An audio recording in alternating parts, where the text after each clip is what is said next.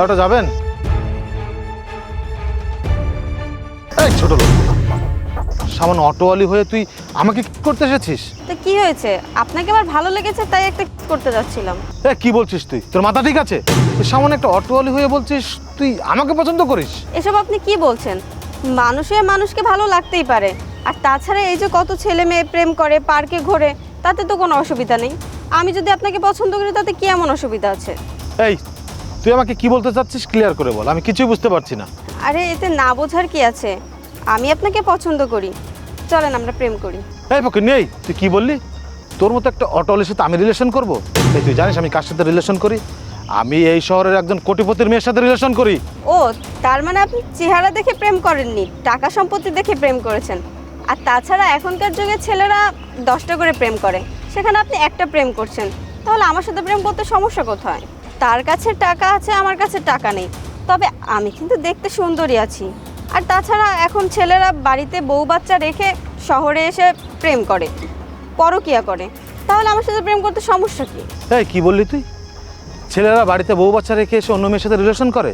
এই তুই কি আমাকে অন্য 10টা ছেলের মতো ভেবেছিস? তাছাড়া আমি এখনো বিয়ে করিনি, আমি আনম্যারিড। তাহলে অন্য মেয়ের সাথে রিলেশন করলে সমস্যা কোথায়?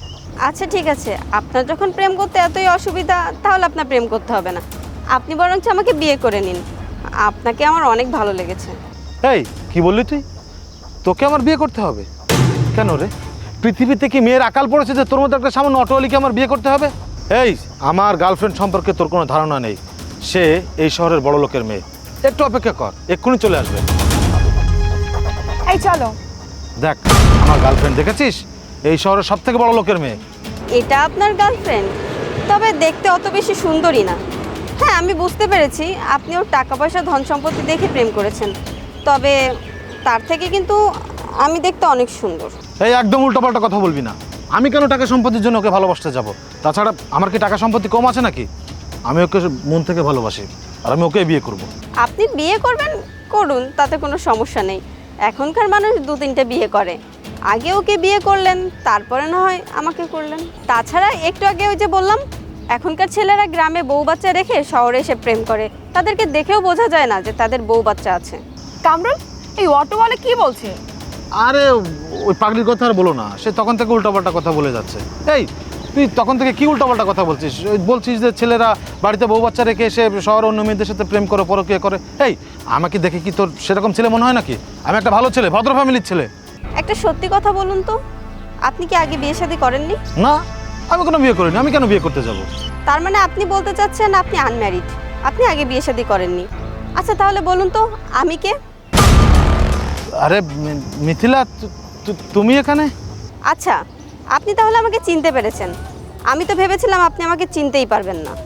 কি ব্যাপার কামরুল, তুমি না বললে তুমি এই মেয়েটাকে চিনো না, তাহলে তুমি আবার এই মেয়েটাকে তুমি করে বলছো? আরে ওই মুখ বাঁধা ছিল তো, যে কারণে চিনতে পারিনি। এখন চিনতে পেরেছি, ওই আমাদের এলাকারই মেয়ে। চুপ, একদম চুপ। আপনি আমাকে ধোকা দিয়েছেন, আর এখন আরেকটা মানুষকে ধোকা দিতে যাচ্ছেন। আপনাকে আমি কত ভালোবেসেছিলাম, কত বিশ্বাস করেছিলাম। আর আপনি কি না, আপনি বাড়ি থেকে বেরিয়ে আসার সময় আমাকে কি বলেছিলেন?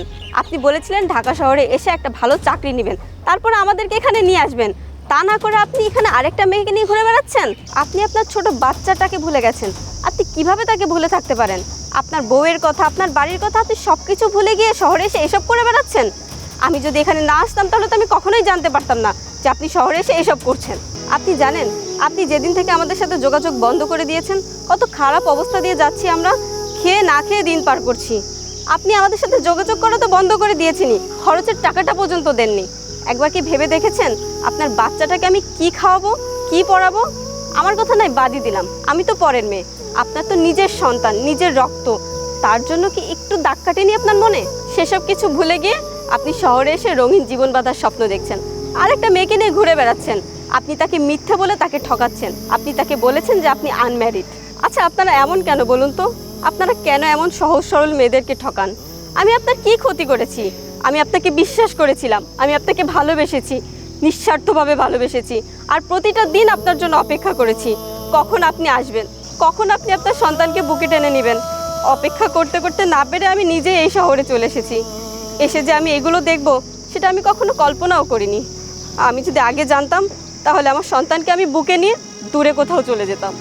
আপনি হয়তো ভাবছেন আমি কেন অটো চালাচ্ছি, এর কারণটা হচ্ছেন আপনি।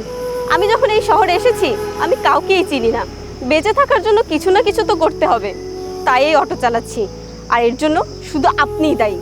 এই চিটার, তুই গ্রামে বউ বাচ্চা রেখে আমার সাথে রিলেশন করতে এসেছিস? তুই একটা মিথ্যাবাদী ফ্রড। তোর এই চেহারা কখনো আমার সামনে দেখাবি না। জুলি, জুলি আমার কথাটা শোনো জুলি। ডেকে লাভ নেই, কেউ তোর কথা শুনবে না, কারণ বেইমানের পাশে কেউ থাকে না। তুই আমার সাথে বেইমানি করেছিস। তুই কি ভেবেছিস আল্লাহ এর জন্য তোকে কোনো শাস্তি দিবে না? আল্লাহ এর জন্য তোকে ভয়ঙ্কর শাস্তি দিবে। তুই সব কিছু ভুলে গিয়ে যাকে নিয়ে রঙিন জীবনদাতার স্বপ্ন দেখেছিলি, আজ সেই তোর পাশ থেকে চলে গেল। এখন তুই বুঝবি ভরসার জায়গা সরে গেলে রঙিন জীবনটাও সাদা কালো হয়ে যায়। আজ থেকে তোর সাথে আমার কোনো সম্পর্ক থাকবে না। প্লিজ মিথিলা, আমাকে তুমি ক্ষমা করে দাও। আমি তোমার সাথে অনেক অন্যায় করে ফেলেছি। প্লিজ আমার উপর রাগ করে থেকো না, আমাকে একটু সুযোগ দাও, আমি নিজেকে শুধরে নিব। কি বললি তুই? তোকে আমি সুযোগ দিব আর তুই শুধরে যাবি? আরে বেঈমানরা কখনো নিজেদেরকে শুধরাতে পারে না, আর তুইও পারবি না। আজকের পর থেকে তোর সাথে আমার কোনো সম্পর্ক নেই। তোর এই মুখটা আমাকে আর দেখাবি না।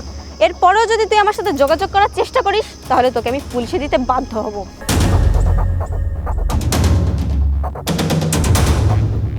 আর মিথিলা,